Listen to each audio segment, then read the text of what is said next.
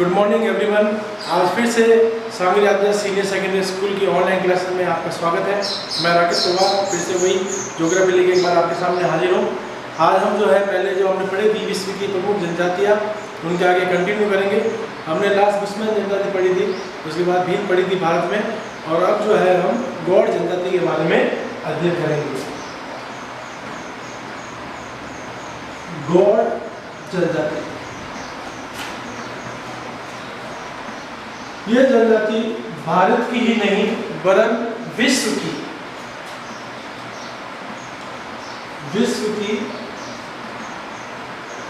सबसे बड़ी जनजातीय समूह है। अर्थात विश्व की सबसे बड़ी जनजातियों में गौड़ जनजाति का नाम आता है। गौड़ शब्द की उत्पत्ति, गौड़ शब्द की उत्पत्ति खोंडा से हुई है। गौड़ शब्द की उत्पत्ति खोंडा से हुई है, और खोंडा का जो शाब्दिक अर्थ होता है वह होता है पहाड़ी। अर्थात भारत में दुर्गम पहाड़ी वाले क्षेत्रों में गौड़ जनजाति निवास करती है। इन जनजातियों का भारत में मूल निवास जो है, या यूं कहें कि निवास वाले राज्य जहां पर ये निवास करती है वो है मध्य प्रदेश, महाराष्ट्र, तेलंगाना,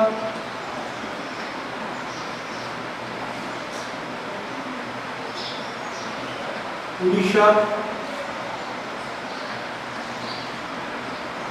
झारखंड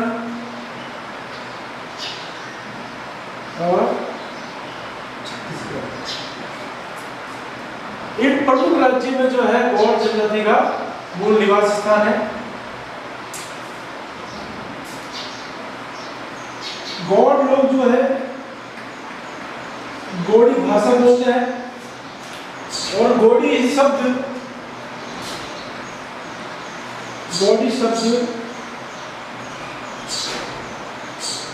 द्रविड़ियन भाषा समूह का भाग है। गौड़ी शब्द द्रविड़ियन भाषा के समूह का भाग है। इस कारण गौड़ लोगों की बोली में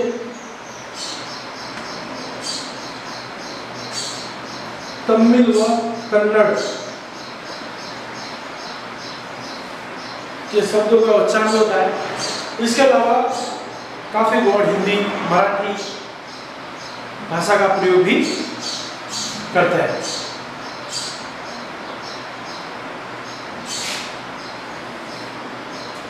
गौड़ जनजाति मुख्य रूप से भारत के पहाड़ी भागों में निवास करती है। इनकी उत्पत्ति के बारे में अनेक कहानियां हैं, जिसमें से जो है कुछ स्थानीय कहानियां हैं कि इनकी उत्पत्ति जो है महादेव के पुत्र से मानी जाती है। अन्य कहानियों में, पुराणों में भी इनकी जो है उत्पत्ति के बारे में कथाएं प्रचलित है। इनके देवता पाहे, अबाग, लिंगम माने जाते हैं।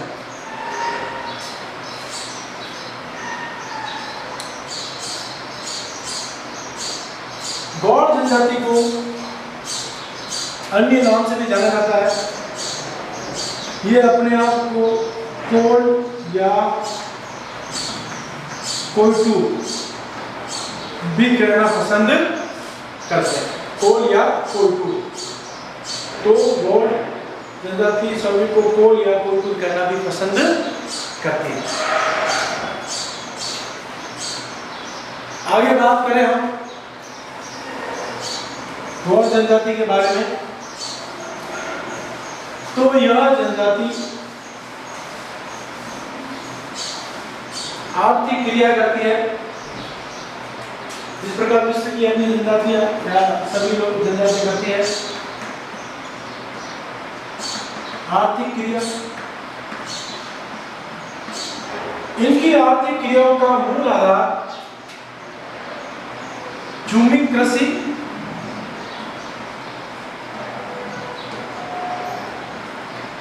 वह आखेट करना है।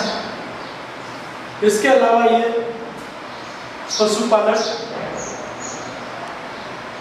का कार्य भी करती है और भोजन संग्रह का कार्य किया जाता है। मूल रूप से ये पहाड़ी और मैदानी भागों में झूमी कृषि करते हैं। झूमी कृषि में दीपा कृषि, दीपा कृषि जिस प्रकार भील जनजाति में दजिया और सीमा का कृषि थी, उसी प्रकार इनमें दीपा व पेंडा कृषि की जाती है। दीपा कृषि मैदानी भागों में, दीपा कृषि मैदानी भागों में की जाती है। यह झूमी कृषि का एक प्रकार है जिसमें जो है जंगलों को साफ करके कृषि की जाती है। 2-3 वर्ष बाद जब भूमि की उत्पादकता में कमी आ जाती है, अर्थात उत्पादन कम होता है, तो ये लोग उस स्थान को छोड़कर अन्य स्थान पर कृषि करते हैं। ये मैदानों में बीज को बिखेर देते हैं और उससे फसल प्राप्त करते हैं। पेंडा कृषि मध्य प्रदेश के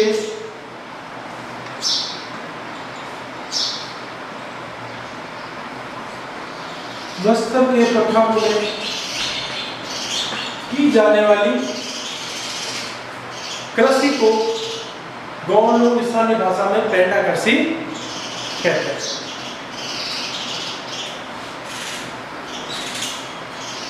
आर्थिक क्रिया को अगर बात करें, आखिर तो इस समुदाय के द्वारा आखेट करके भी अपना जीवन यापन संपन्न किया जाता है, परंतु सरकार के द्वारा आखेट पर प्रतिबंध लगा दिया जाने के कारण अब इनका जो है ये लोग शिकार या आखेट कम मात्रा में करते हैं, परंतु चोरी छुपके ये आखेट के द्वारा भी अपने जीवन यापन करने का प्रयास करते हैं। भोजन, भोजन में स्थानीय खाद्यान्न कोदू व कुटकी प्रमुख है। इसके अलावा ये ज्वार, बाजरा, मक्का, दूध, दही, छाछ, फल, फूल, सब्जियों आदि का भी प्रयोग करते हैं। इसके अलावा गौड़ लोग मुख्य रूप से महुआ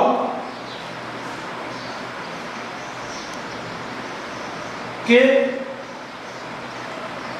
वृक्षों से बनी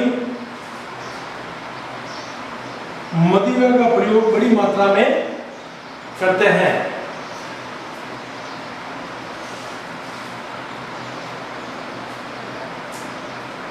ये लोग धूम्रपान, चिलम आदि का प्रयोग करते हैं। चिलम का अधिकांश प्रयोग जो है वृद्ध पुरुषों के द्वारा अधिक मात्रा में किया जाता है। इसके अलावा ये हुक्के के माध्यम से भी जो है तंबाकू और धूम्रपान सेवन करते हैं।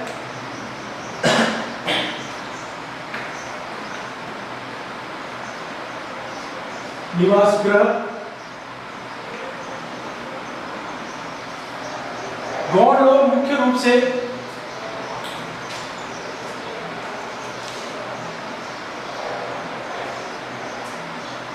जंगलों के भीतरी भागों में या शहरों से दूर इलाकों में अपनी झोपड़ियां बनाते हैं और इनके गांवों को नगले या पल्ली भी कहा जाता है।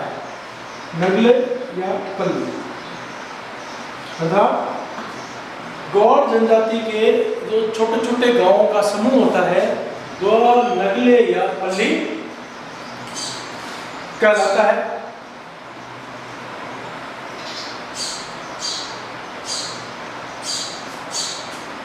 इसके अलावा ये जो है अंधविश्वास होते हैं जिसके कारण ये लोग जब भी अपना गृह या यूं कहें कि नया मकान का निर्माण करते हैं तो मकान बनाने से पहले जब नींव खोदी जाती है तब ये बत्तख या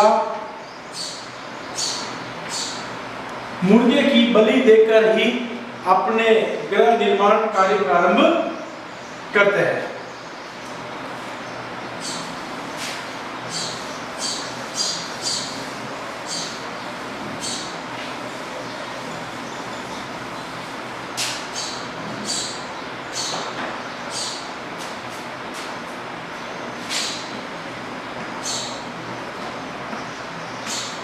औजार व बर्तन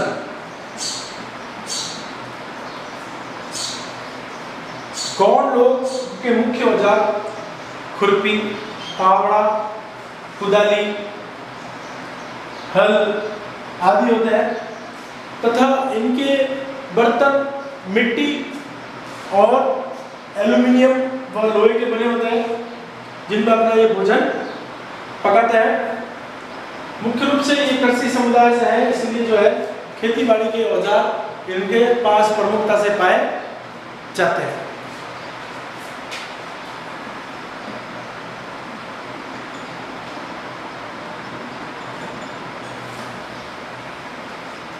समाज व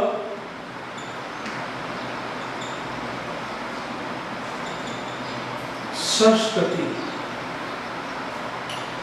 मूल रूप से गौड़ जनजाति पितृ सत्तात्मक होती है अर्थात परिवार का मुखिया पिता होता है। पिता की मृत्यु के बाद जो भी उसकी संपत्ति होती है वो उसके पुत्रों में बराबर बांट दी जाती है।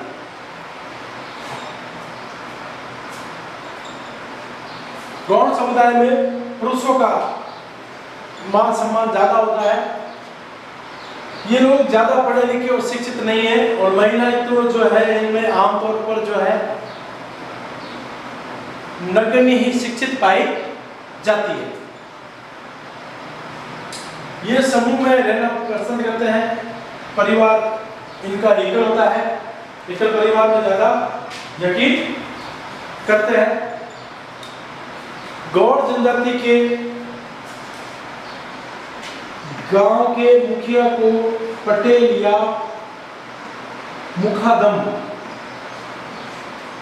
कहा जाता है। तो इनके गांव का मुखिया पटेल या मुखादम कहलाता है।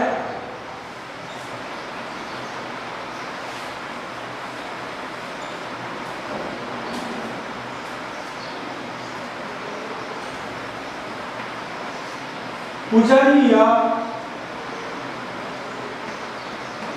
पुरोहित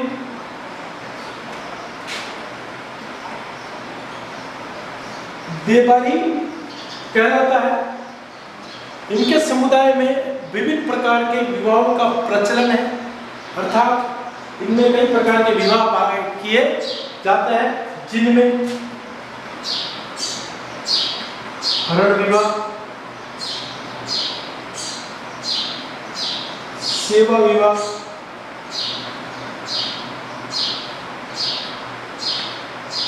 नाता या नातरा विवाह। हरण विवाह में जो है कन्या को भगाकर विवाह किया जाता है या उसका अपहरण करके से विवाह किया जाता है। सेवा विवाह सेवा कार्य के हिसाब से किया गया विवाह। नाता या नातरा यदि किसी पुरुष की पत्नी का देहांत हो जाए या मृत्यु हो जाए तो वह अन्य स्त्री जब लेकर आता है उसको नाता या नाता विवाह कहा जाता है। बात करें गौड़ समुदाय के आधुनिक